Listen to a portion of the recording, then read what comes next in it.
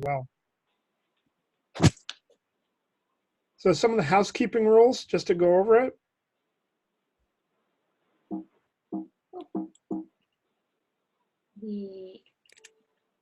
Whoops, go ahead. So what we're going to ask is that, everyone will be muted. That's going to be automatic. We're going to ask you to use the chat and the poll, and we'll ask for questions and comments along the way. So you should be able to see a chat feature as well.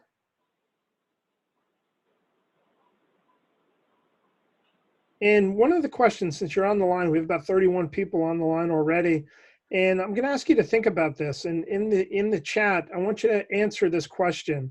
In your experience, what are the biggest challenges women leaders face? So you can go ahead and start typing in your answer for, in your experience, what are the biggest challenges women leaders face? Thank you, Rita, being assertive. All right, Carmen, credibility. Awesome, this is great. Balancing life and work. Judged differently than men. Double standards, being heard, being clear on goals. Salaries. Feeling the need to act as a man, being diminished by their sex. Holding people accountable. Covering. Not being thought of for a new role. Yeah. Interesting. Advocating for themselves, self-confidence, feeling like an imposter, lack of trust in themselves. Other competing responsibilities outside of work. Grow culture. Lack of advocates to raise them up. This is great, guys. Keep them coming.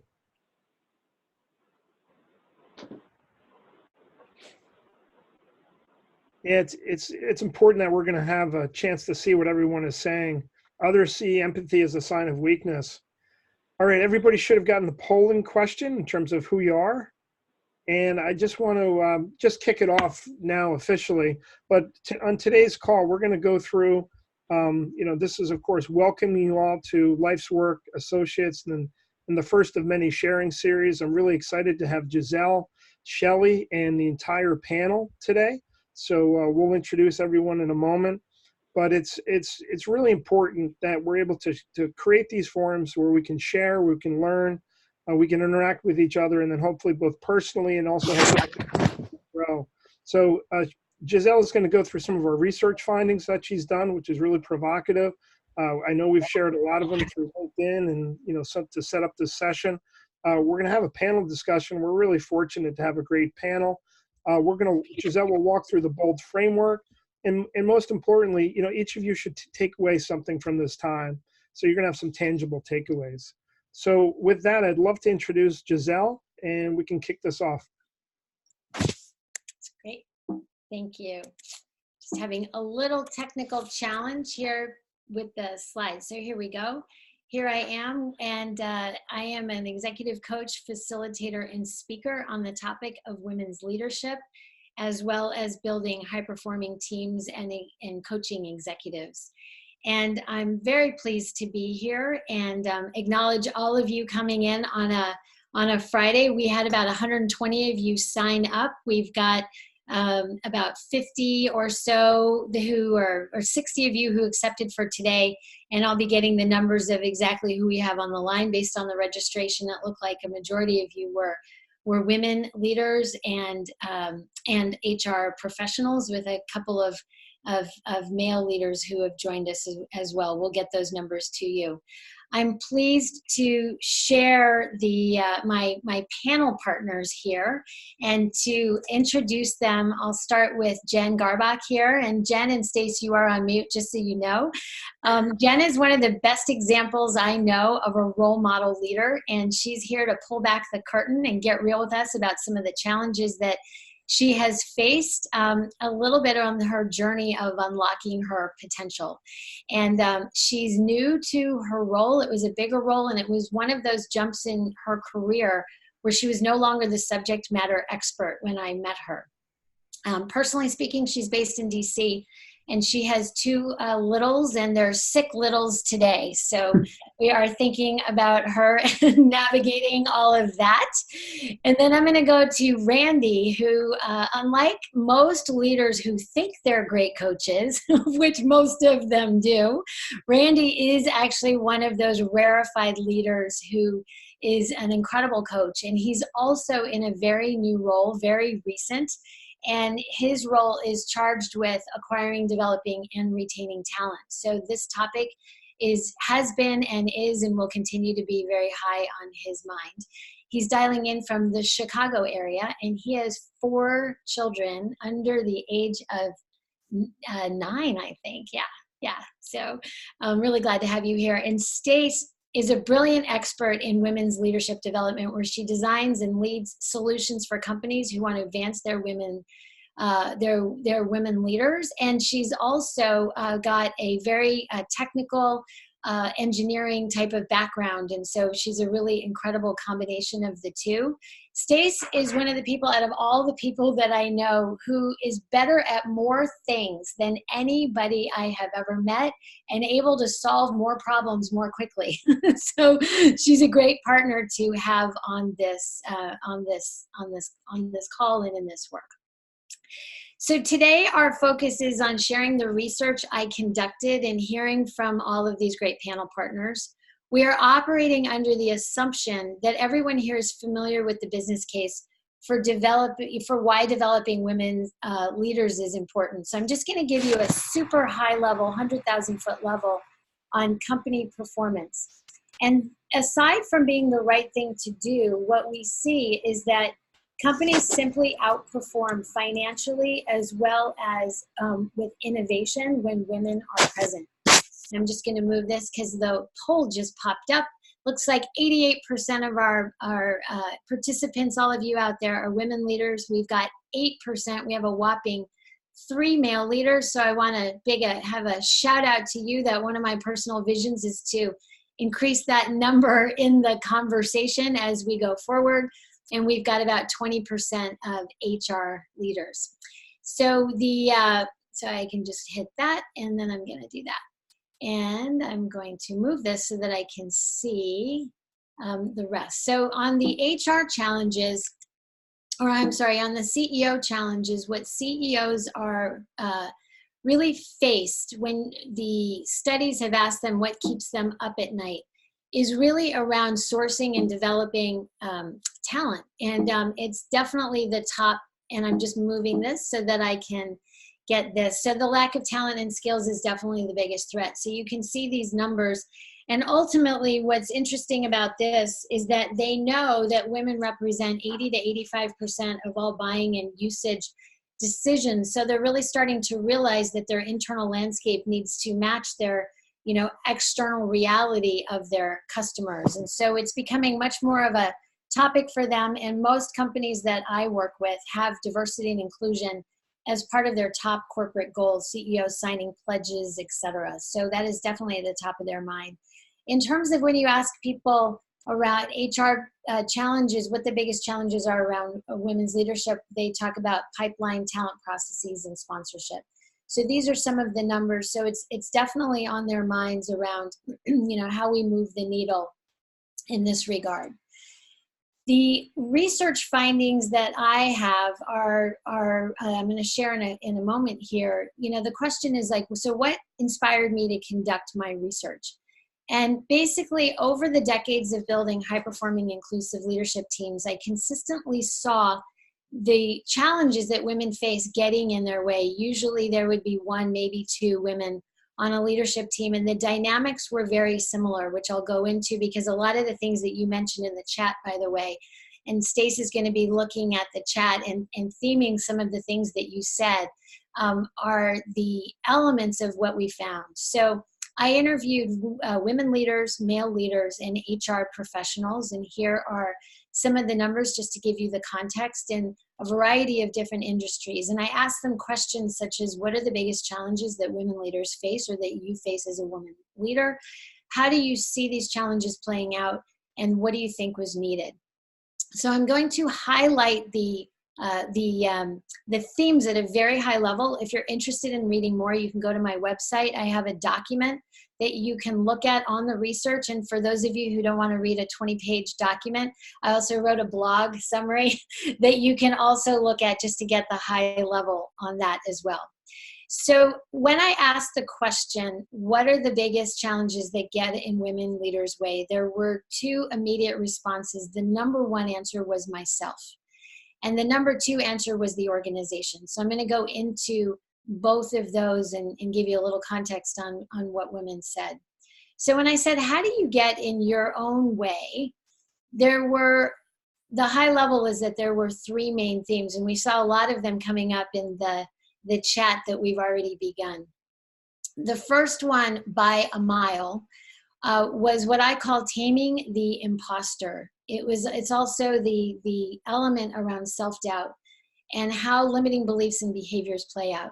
And now, if I had said, do you doubt yourself? Or in fact, I'm working with a team. I just got data last night, and I asked them the question, what's the extent, it's an all-women team, what's the extent to which you feel like you believe in yourself and that you're good enough? And they all had very high answers. So if you ask people directly, what's the extent to which you really believe in yourself? They'll say, oh yeah, I believe in myself. And yet the way it plays out is that it's largely an inside job. It's often unknown to others. A couple of people gave examples. I'm like the duck. I'm smooth on the surface and struggling underneath. And so the way that it tends to play out, so they didn't immediately answer the question and say, oh, I doubt myself. They said, I question myself. I overanalyze. I overthink. I ruminate. That's how some of them said it. I ruminate. I worry. I second guess myself. I over prepare. And when I asked like how that plays out, a number of people said, it's the voices. A couple of people call them the hamsters. It's the element of how these thoughts go through our minds. And in fact, I've nicknamed it the itty bitty shitty committee. And what the committee members are saying, and I was in a group of women leaders and I mentioned the itty bitty committee and said, committee, she said, I bake brownies for that committee. So the element of the way we get in our own way in terms of how we're talking to ourselves. When I say to people, would you talk to your daughter or your best friend the way you talk to yourself? And they say, I wouldn't hang out with myself if other people, they wouldn't hang out with me if I talked to them that way. So this may come as a huge surprise. There was a study at Cornell that confirmed that while men overestimate their abilities and performance, women consistently underestimate both. So if you ask them what that looks like, other than what I said, they also talk a lot about this idea of perfectionism and how I want to get it just right. And I had that validated when I did a webinar for a global women's network, and usually 300 or 400 people attend the webinar. And it was called The Myth of Perfection. And they had 1,200 people dialing in from all over the world. So it struck a chord. And there was another webinar that we did called Reclaiming Confidence. And it was, 3 times more than usual of people who participate on those webinars. And I take that as a data point that this whole idea of how we get in our own way or how we self-doubt is significant. A lot of people know the term imposter syndrome, which is basically feelings of inadequacy that persist despite evident success, right? And so the number apparently is that over 70% men and women have this syndrome, this phenomenon. And my experience is that it's actually higher in women, and it's higher in high-performing leaders because they care about how they're viewed, how they're seen, and they want to continue to do a good job.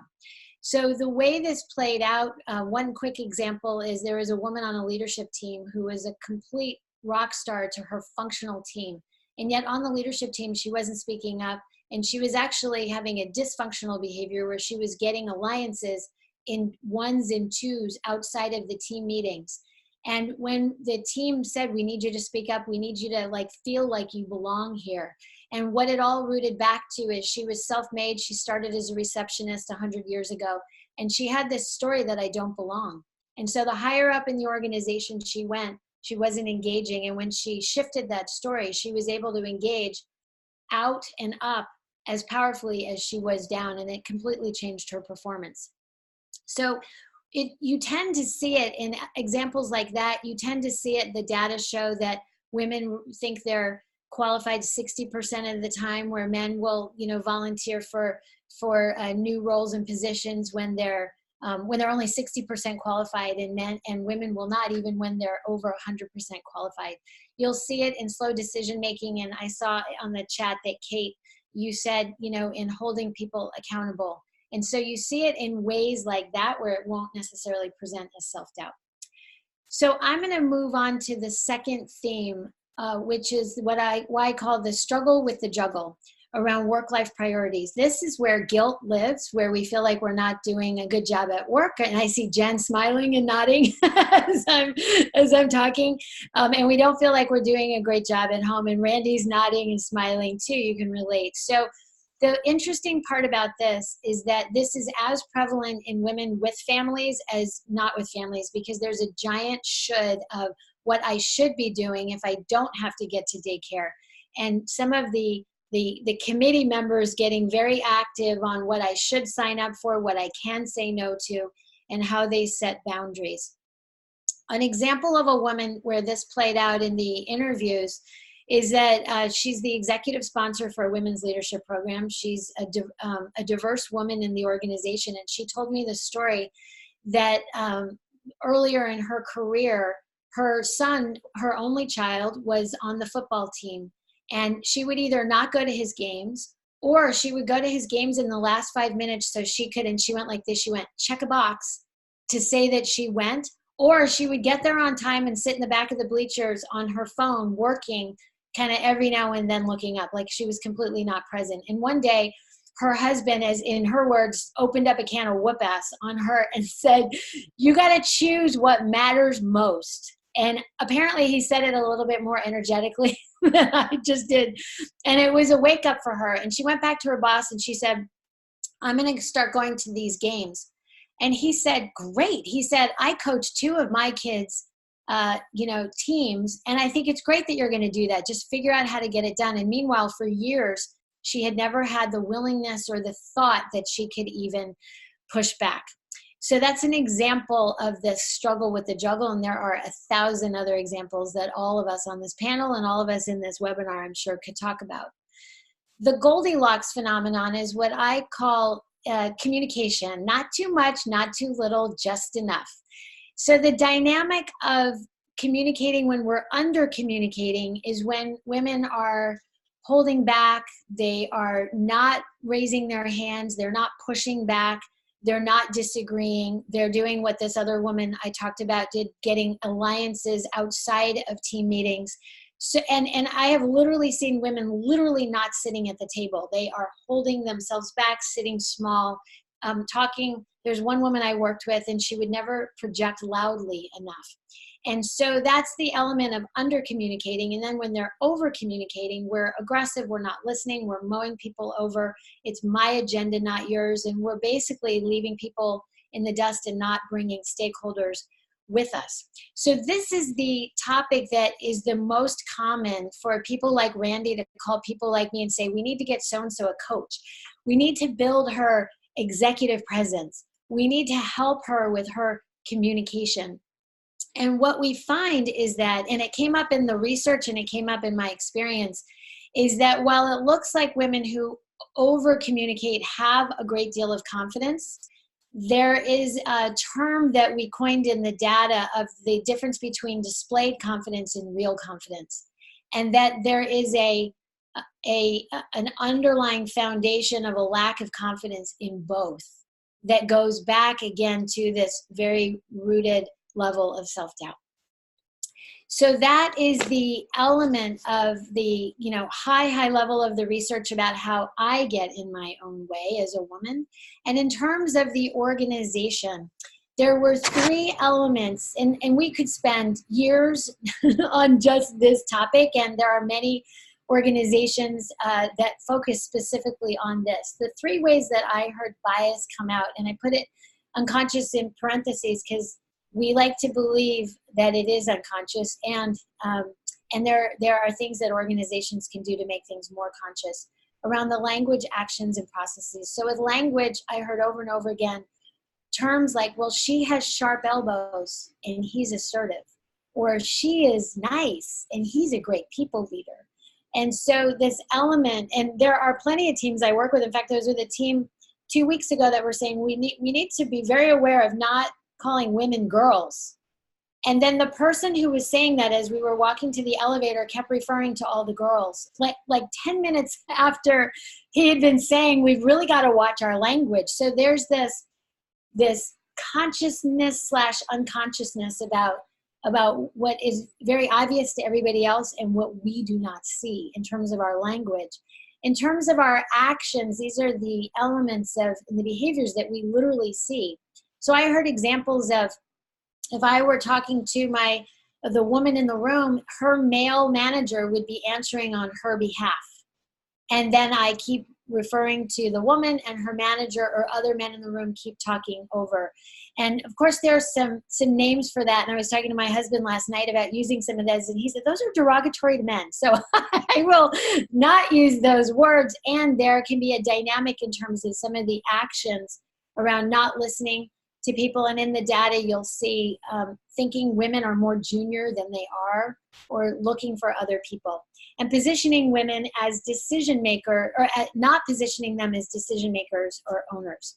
In terms of the processes, the most common ones are around making sure with selection that we're hiring diverse slates, our promotion processes. There's a dynamic, and the research shows that companies usually often promote men on potential and women on performance. And I hear a lot of times after some of my clients have gotten out of talent calibration or review conversations, the frustration around how those conversations go, and the talent review language. And I've heard examples, well, he's a great guy and she needs to, and then they get very specific about what women need to do. And pay practices, obviously. And one interesting piece of research that I read a couple of years ago was that pay practices start at home.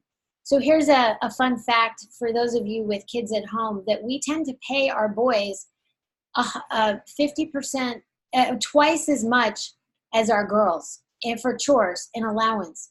And so when I heard that, my daughter got a really big raise.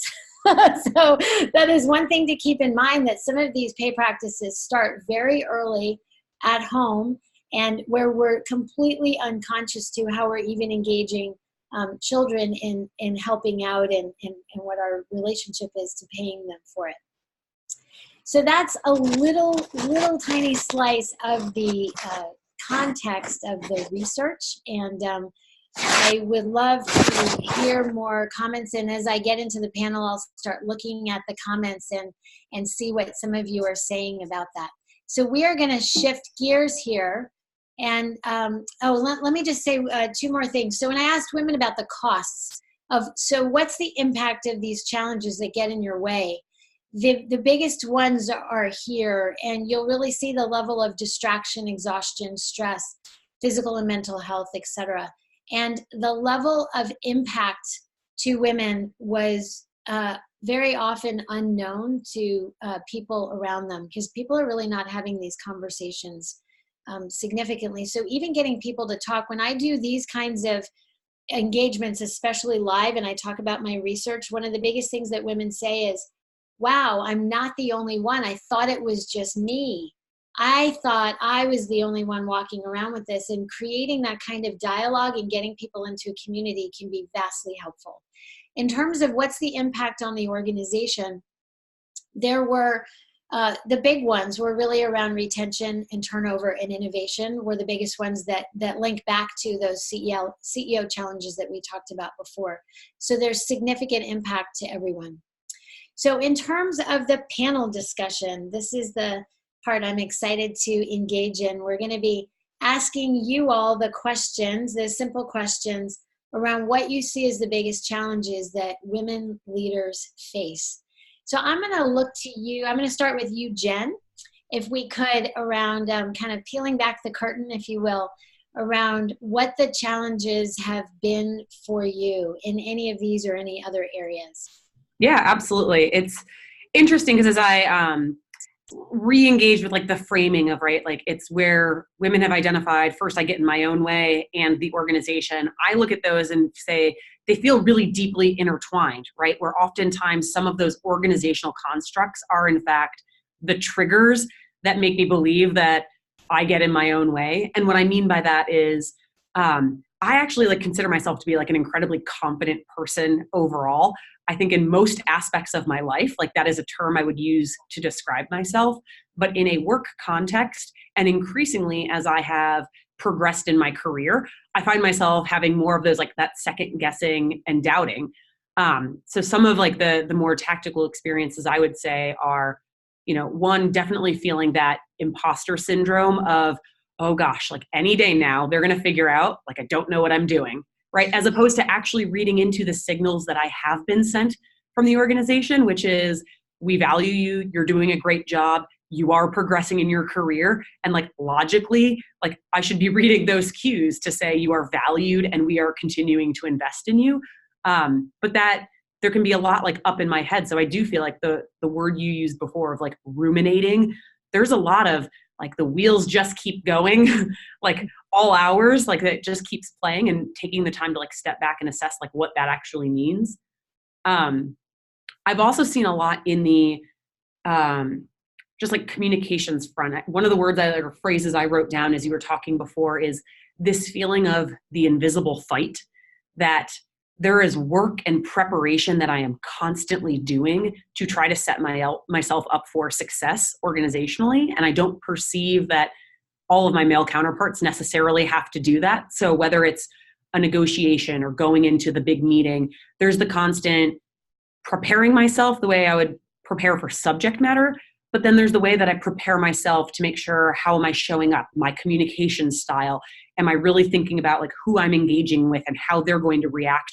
And there's just a lot that goes into like dissecting that and building myself up to a place where I feel equipped to do that. And it feels like there's just a lot going on that I feel like I'm prepping for that maybe is like disproportionate to what I think might be needed. So I think I'd like sum a bunch of that up in, again, some of the challenges with building my own like confidence and expertise, but a bunch of work that I've invested in working with you and equipping myself with like the support resources and the tools and the frameworks to say, hey, here's how I can actually like flip that in the moment and get more present in like the tools and resources that I have to make sure that I am exerting that confidence and the real confidence, not just the, you know, perceived or how I show up confidence. Yeah. Yeah. And just to stay on that for a minute, and then we'll go to you, Randy, in a moment. The interesting thing you said is logically, like rationally, this should, I think there was a should there, like not be going on. And so what's the biggest thing that contributes to, you said that all hours, right? Which again, and there's research about women and sleep, right? So yeah. It's like the ruminating goes on, you know. Yeah. So what contributes to that within yourself and also from outside in?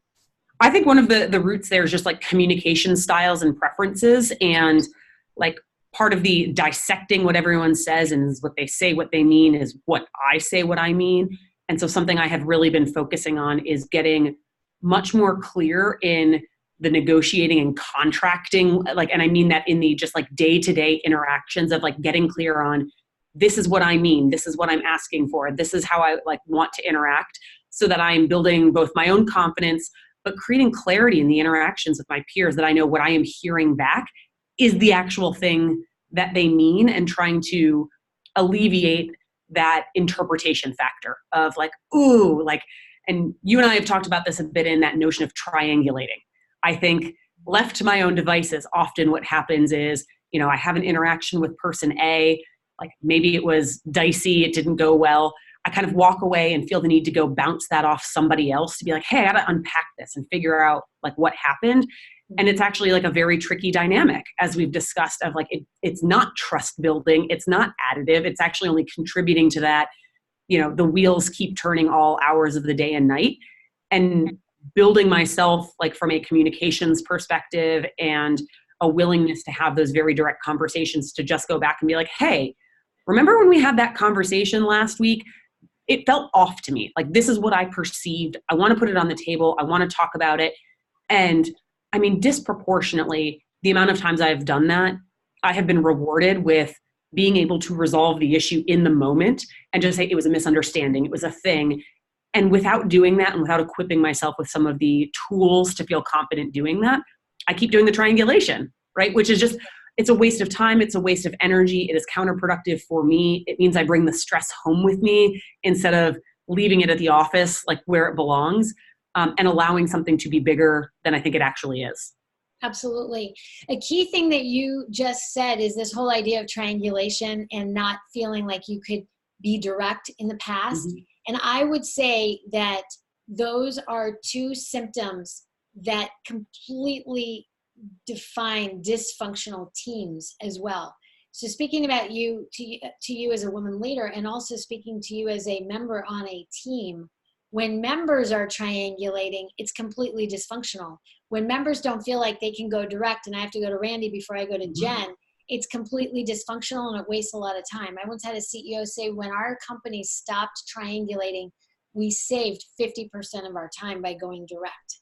So there's a huge amount of gain there from a team perspective as well. Thank you. What about you, Randy? Yeah, so first, Jen, that totally resonates. You know, when I think about it, it's a few things that you hit on earlier, Giselle. So the first being what women can see as possible for themselves. There was, I think, an internal report that HP had released that if a woman looks at a job description and doesn't meet 100% of the qualifications in the job, she won't go for it. And yet if a man looks at it, if he meets 60%, he will. And that's, like, I've seen that play out. When I think about some of the people that I work with, I just had a chance to attend a women's business resource group meeting, and there were these very powerful stories of women sharing where a leader at Grainger had said to them, hey, I think you should go for this role. I think you're really qualified to do this.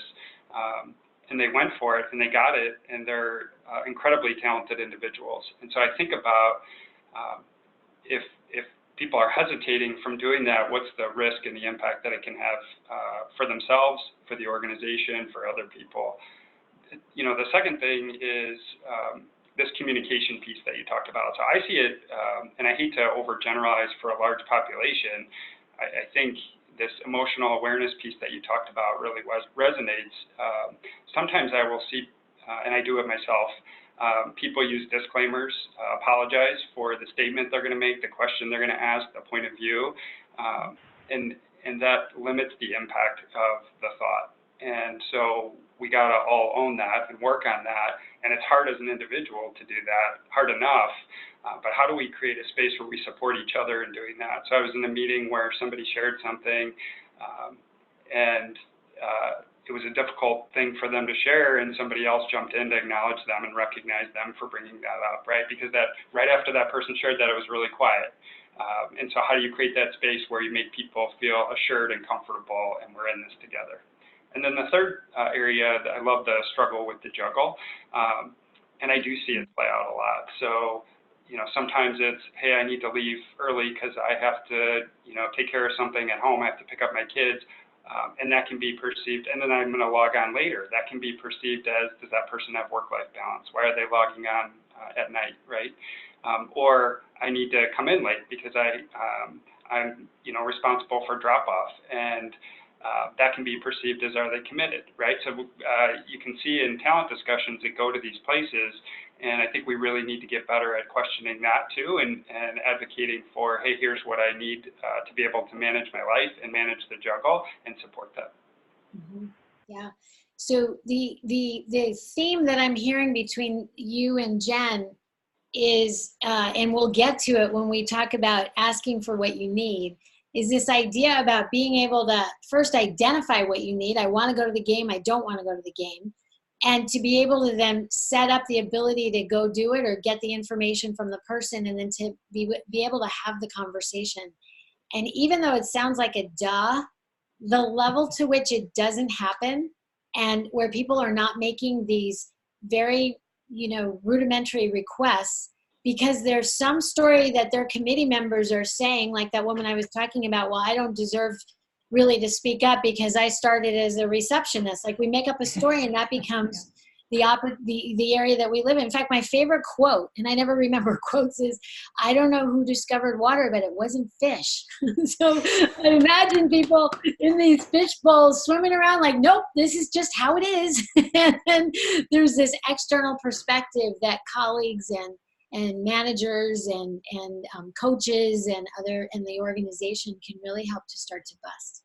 That's great. Thank you. What about you, Stace? Well, Randy and Jen, I thank you. You've both been pretty clear about the struggle to juggle and the imposter phenomenon.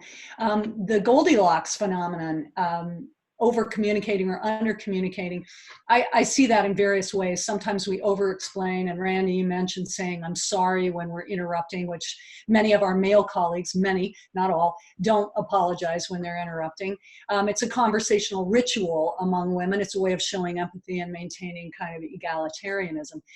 What we didn't talk as much about was the amount of time that we spend communicating with various groups. And I coached someone recently who realized that she was over-indexing or biasing toward her peers, and the peers were meeting weekly to have a series of one-to-ones among each other, and she really struggled with that because in essence she was putting a lot of communication time into those conversations. Meanwhile, her direct reports were giving her feedback, you're not communicating enough with us, we want more of your mind share for our development. And this was a really tough thing for her. She felt overcommitted with respect to her peers and undercommitted with respect to her direct reports. And one of the things she did, Giselle will talk later about this bold framework and owning your zone, but upon reflection and getting some coaching from peers as well as me, what this leader did was started saying no to the weekly one-to-ones with peers, instead having those every 2 weeks, and using the time saved to bump up the level of communication with her direct reports with a specific focus on their development, which I think really helped increase her impact in their lives and their impact on the team. So I just wanted to add that this over and under communication is something that each of us can do both of, and bringing that back into a better sense of integration was a key leap forward for this leader. Yeah, it's great. It's that theme back to what Jen talked about around contracting. I use that word, as my family knows, 1,000 times a day, and my lawyer friends don't like it because it means something different to them. And it's all about where we're going, where we're not going, what we're a yes to, what we're a no to. I always say better to be a clean no than a dirty yes, and getting really clear what that looks like. So let's move on to what you think is needed to enable women to be bold leaders within organizations. And Jen, why don't we go back to start with you around what has helped you and what you see on behalf of what could be helpful to other women within your and other organizations. Yeah, I'd probably sum up like 3 buckets of where I think about like what is needed for me personally and what is needed like in general. Like the first being something that sounds simple but may not be easy, which is like find your advocates. And there have been points in my career where I feel like I have been lucky to just stumble upon some of those advocates. There have been other points in time where I have really had to seek them out. And being really thoughtful of also in reflection, realizing the power of male advocates as well as female advocates. I think I've kind of come to a new place of appreciation of, there was a point in time where I was probably looking for more, where are all the other female leaders? Like, who are the people that I need? But realizing the power of having some really influential male advocates in my career who have spoken up for me or elevated me and created opportunities, which is really important. The second one is thinking about like building your support model. For me, that was proactively asking for the support to work with an executive coach, which is how I got to know Giselle, but saying, hey, I know that I am navigating through this transition in my career, taking on the biggest role that I've ever had in a new subject matter domain, wanting to scale my leadership skills. And I know that I'm going to need some reinforcement to bolster myself. And so getting really clear in the ask that felt like a critical piece of the puzzle of my support network that I didn't have prior to creating that relationship. And then the third is something a bit more tactical, but like building my confidence with tools. For me, I do really well when I have something more tactical to fall back on, to say, I now have this kind of arsenal and I'm constantly adding to it, but of frameworks or really simple communication mechanisms or tools, frameworks to break down and say, this is how I want to go in and tackle that difficult conversation. This is how I want to lead a conversation with my team where we co-create our team values and create a more inclusive culture where we can have clear and direct communications and feedback. So I'm like a huge proponent of also just realizing I summarized those three things with, I don't think there's a one size fits all of what we need to create a supportive environment for women leaders. It's actually recognizing that we need a spectrum of tools and resources and the ability for folks to pick like the different things that they need and to help folks realize that they have, where available, they have options, or to help folks realize like what they might need to ask for if those, kind of support mechanisms aren't readily available to them. Yeah, absolutely. And one way to think about what you talked about, I think of it as the three-legged stool. Anytime I'm working with women one-on-one or in a group cohort setting, is we always want to look at mindset, skill set, tool set. And some people, and Jen always wants a lot of all three, which is awesome. I'm going to say mindset is usually the toughest nut to crack, and then the other ones kind of follow suit. And so that's one way to really be thinking about how you're looking in all three of those areas. And the second one is not only, I would even bump up the language around advocates to, and of course I have a bias because we have an assessment, an allies assessment. I think of allies within the organization, male and female, whomever they are around, who are my allies who are going to help me and other people grow. So thank you for that. What about you, Randy, and what's needed? I completely agree with the kind of advocating for yourself and what you need, and that there's a spectrum and there are different needs for different individuals. I've heard about this concept recently around sponsorship, and different from a mentor, the sponsor really being somebody who can understand your background and experience and advocate for you in those discussions around talent moves or how talent is viewed. So I think really asking for that and making sure that you have somebody who's taking time to understand your background and what you're balancing is important. And then I would keep going back to this. This is a messy topic, and I really appreciate being asked to be on this panel, right, talking about women's in the workplace and leadership. And the session that I attended, it was the first year that we invited male leaders into the conversation. So of the 100 people there, 100 women or 80 women, 20 men, like that was powerful to be able to sit at tables and talk through what some of the challenges are and create that safe space to talk through bias, talk through what support we can offer to each other. That's a big woohoo, because last year there was, as Randy knows, when I was there and I said, there are no men in the room, and they said, and that's the way we want to have it for this year. So it's awesome that you are evolving in that growth. What about you, Stace? Well, Randy and Jen, again, I think you nailed it. What we're finding with the organizations I work with and that Giselle and I talk about and work together with is it's really multidisciplinary and multidimensional. Yes, there's work that each of us as a female leader can do for ourselves. And that, Randy, your own example of leadership shows that some of this is endemic to leadership. It's helpful to have allies. This is coming up on the chat right now. People are really weighing in that sponsors and advocates, not just mentors, because remember, mentors talk to you, sponsors talk about you. Sponsors are willing to put their reputation on the line for you. That makes a huge difference. A community of support. Women say they appreciate having an all-female community of support. Groups of men working together to combat bias turns out to be really effective. And a novel concept that's coming to the fore is this idea of reciprocal mentoring, where you get a woman and a man to mentor each other as a pair group. Peer cohorts are really helpful for this.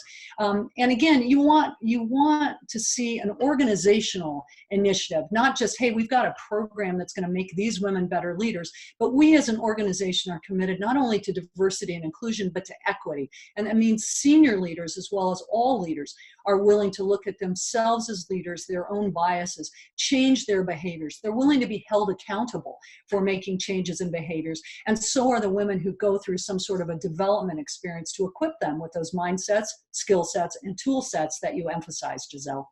Yeah, the research also shows that senior male leaders at the top of the house are more focused on this than middle level male managers. They don't see that there's quite the issue there. And so when you think about where you're going to be engaging and bringing people in, and there's a real opportunity at that level. So I'm going to shift gears and share the BOLD framework, and we're going to keep it in the panel conversation here to allow each of you to be sharing a story or so in each of the areas. So the research showed all of what women wanted and needed, and what the male leaders in the study thought was also important. And so what I did is I took all of that and created a BOLD framework, and I'm going to share that with you here. And the manifesto, if you will, has the elements of some of the key practices that women engage on when they're going through. So the first level of the B is to be yourself. To be myself, I need to believe in myself. And you can read these here, where it's really around reconnecting with, as that woman in the example I gave, around what matters most. And to also really look at what would it look like? What does it look like for me to bring my whole self to work? And it's not like somebody else has to give them permission. It's usually an aha that people have to come up with around what that looks like. So I'm going to go through all four and briefly, and then I'm going to ask if any of you have a story to highlight any of them. The second piece of the O is the own your zone, which is really around practicing courage. And self-advocating is a huge area that continues to come up about, I can advocate for my children, for my family, for my colleagues at work, and I continue to have a hard time advocating for myself. So this whole idea about stepping out of our comfort zones and really taking on things that are uncomfortable for us. And when people are not doing that, they're usually staying too much in their comfort zones for a variety of reasons that they talked about. One interesting example was a lot of women were stepping out of their comfort zones in situations outside of work. So they would join a work, like a professional association, and they would take risks there because it was safer than actually doing it within their own organization. So how people are really practicing courage and doing things boldly within their organizations and at home. And leading with presence is around how we're communicating. So as I mentioned before, this whole idea of executive presence is really the verbals of what we're literally saying and having intentional language, because a lot of times people leak leadership through their language. We have a whole piece on that. And it's also in the nonverbals. And time again, it comes back to the extent to which I am present with myself, so that my presence can speak volumes before I say a word, and how that plays out is the lead with presence. And the D, the dare to share what I want and need. It's really get a better me to give a better me, in terms of putting on our oxygen masks, as I will, around committing to well-being. There are many people that I work with. I would say 100% of my clients now, they say, I want to build a high-performing team, and I want to get better in all these areas. And we usually always start with their own well-being around how they're managing their calendars and their lives and their boundaries and their commitments, and really starting with that. And also their use of creating those boundaries around their voice. And I always say my hardest forward coaching question, and I always go like this, is what do I want? Instead of what do they want, what should I do? Which is how most people operate. It's really starting with what I want. And you would be shocked at how many successful women and men, when I ask them that, they say they don't know. And ultimately all of them do know. And there's usually a level of getting real with themselves or stepping out of their own comfort zones to admit to themselves what it is they actually want. So as a very high level, I'm going to ask any of you on the panel just to weigh in with something real as a story where any of this kind of played out for yourselves or anybody that you know. I'll go first here, Jen and Randy, if that's okay. One of the women I coached recently, and this ties to leading with presence. I think it's also a little bit about owning your zone. But she always felt she had to have all the answers and to jump in like I just did whenever there was a problem or an issue. And for her, as she really looked at this, she thought about where her source of influence came from. And she realized that sometimes it was just her presence in the room. And she made a conscious decision to pause and allow the group to speak first, whether they were at the same level or above her, and then also to ask questions to spark the discussion. And as a result of that, she actually increased her influence, and she finds that she has more time, since she's resisting the temptation to jump in, for strategizing and planning, which is helping her as she progresses up the ladder in this organization. That's great. Thank you. Anybody else in any of these? I can share one that I think is in the similar, like own your zone and leading with presence, which happened like actually a few weeks ago. But as I have continued to like really focus on this own your zone for myself, of getting clear on advocating for myself, getting clear on where I have a point of view, I have something I want to bring to the table, and letting go of the, ooh, how is this going to come across? The leader that I work for, who is a man, I started this conversation with him and I said, look, like I want to give you an assessment of something that I think is happening with the team right now that, you know, is countercultural. Like I really want to dig in. I don't have an answer to it. And so I don't want this to come across as, you know, bringing down anyone else on the team. And what was really powerful is when he looked at me and he said, Jen, I want you to know, like, you don't have to give me that caveat anymore. Like, I know that when you come to the table to have this conversation, you're not doing it to just like wallow or like vent about like random things. I know that this is something that you have been thinking about, and you're trying to have an open and direct conversation with me. And so I looked at that. That was just a great moment of validation, I think, of the work I have been doing, and knowing that I have, you know, worked to a place where we have that degree of really clear, transparent communication with one another, that there don't have to be the caveats and the things of, I don't have all the answers. I could just go in there, like share the point of view, share the thought, and we could unpack it together. And we engaged in a really great conversation about what's going on with the team. And neither of us walked away with answers. But I felt like it was a great moment of both advocating for, I had a point of view of what was going on as a leader, and allowing myself to really just like lean into that and not feel like I had to caveat that with like how I was going to share that information. Yeah, and Jen, that's a great example of that self-doubt playing out in a way that doesn't look like self-doubt. And when, to Randy's point, when we're apologizing, when we're caveating, when, well, just one thing, or I don't know if this is a dumb question, those kinds of things are all rooted in the level of, and what a lot of people used in the survey data was around worthiness. I mean, when you keep peeling back the onion, ultimately it gets back to, and I named, you know, in the research you'll see I talk about the paradox of unworthiness, because again, it's just the people who have the most success and the most right to have the conversation who are explaining away or caveating. So I love that you gave that example. And I think it's when you build your confidence with every moment that happens there, right? And it's that difference between living in the vicious circle of self-doubt and getting yourself into the virtuous cycle of positive feedback came, and with each, you know, consecutive conversation, I feel more and more equipped and confident just to be like, yeah, like I actually do know something about what I'm talking about. Like, I'm Oh, yeah. Yeah. and it felt great, right? And it's been very like positively reinforcing to just short circuit that, have the conversation, and not do all of the internal pre-work and stress and caveating. Exactly. And there were other women who observed this negative dynamic that happened. And so the message that you're sending in the organization is you are operating, from my point of view, as an enterprise leader, instead of just looking at what's good for me with my relationship with him. It was really you role modeling big in the organization. So that was very awesome. Anything from you, Randy, on this?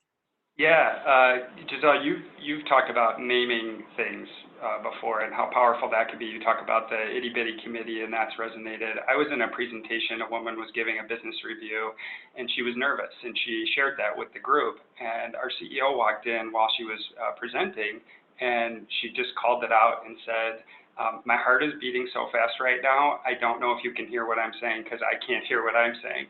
And she did a phenomenal job.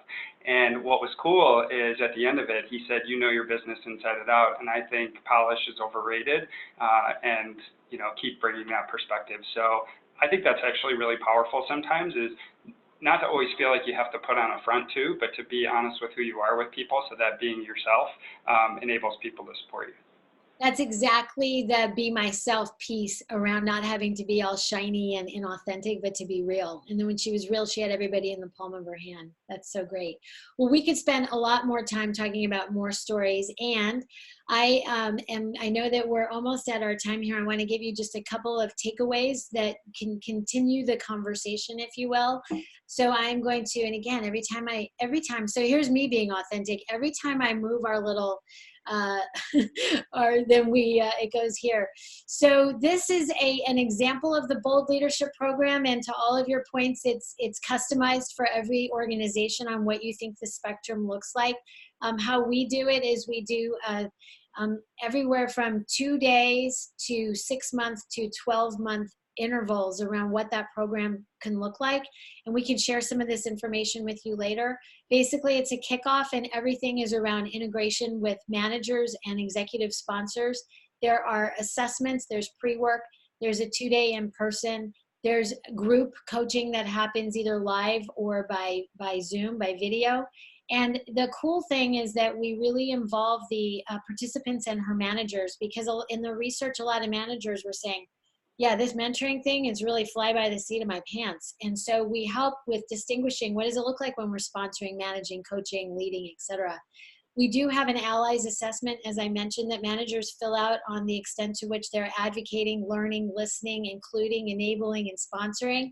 And then their direct report, their participants give them feedback, and then we facilitate them having those conversations. We coach the managers together as a cohort in that manager call. And then we also have a coaching session with the participant and her manager and the coach. And then we finish with a closing program session. So that's a very high level of what the Bold program looks like. And for those of you who want to take a look at the research, we will, I don't know if we'll follow up. I know you can go to this bit.ly for Lead Bold, where you can access my research. You can access the Bold Manifesto, and there's a really great TED Talk, 4-minute TED Talk on imposter syndrome. And my blog, the last blog I posted a week ago, is on taming our inner imposter. The blog that's coming out next week on Tuesday is called Quieting the Itty Bitty Shitty Committee. For those of you who want a little bit more on that, there's a blog that comes out every 2 weeks. And I'm going to hand it over to you, Scott. Hey, great. First off, I just take away a lot for every one of these calls. So I just want to thank Jen, Stace, Randy, and you, Giselle, for being part of this and for sharing. And then I also want to thank all the participants, because I've been in a lot of webinars, but the chats here, I think, was one of the most engaged chats, most thoughtful chats, where we were trying to support and help each other as we were going through this. So I really, really appreciate it.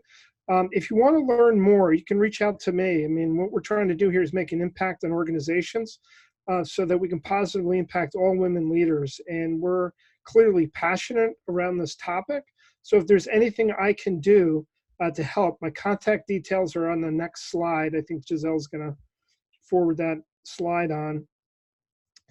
And, please reach out. We're here to help you if you came today as an individual leader. So there's assets that we can support you around.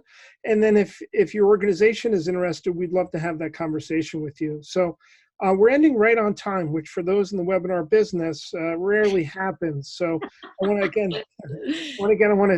thank all of our panelists, thanks all of our participants, and I hope you all have a wonderful weekend. Thank you very much. Thank you. Thanks, guys. Yeah, thank you. Excellent.